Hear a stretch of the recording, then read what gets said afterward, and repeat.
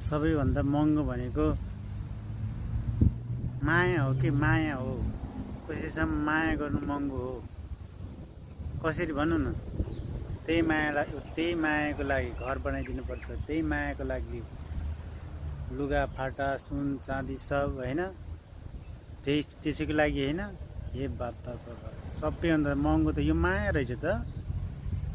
धेरै महँगो छ यो जुत्ता। बरु 1 लाखको टक्क किनेपछि यो महँगो भन्छ नि, तर हुँदैन। जुत्ता मात्रै हुँदैन नि त, नि कपडा पनि चाहियो नि त, नि माथिको पनि चाहियो नि त, नि बिचको पनि चाहियो नि त, सबैको चाहियो नि त।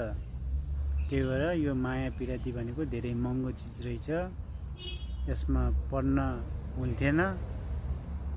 धेरै मान्छेहरू पढिसके, पढेर बुझ्दैछन्, नबुझ्ने होला भन्दैछु होइन। यो माया पिरातीको चक्कर भनेको धेरै महँगो हो, औकातभन्दा माथि हो। दिन नसक्नेलाई चाहिँ फेरि त्यही खोलाबाट ढुङ्गा टिपे जस्तो हो। सजिलो छैन नि त्यसै होइन। त्यही मायाको लागि, आमा बाउको मायाको लागि, कसैको बुढीको मायाको लागि, कसैको गर्लफ्रेन्डको मायाको लागि यहाँ कति टाढा आएर दुःख गर्दैछन्।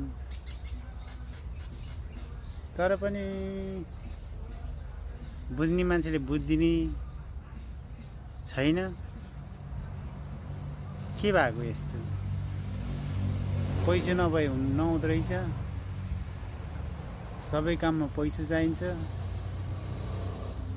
अनि मायालाई के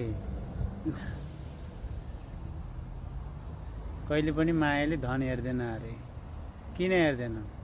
हामी जस्तो गरिबलाई कहिले हेरे होइन नि त। नि पैसा छैन, त्यही भएर हेर्दैन।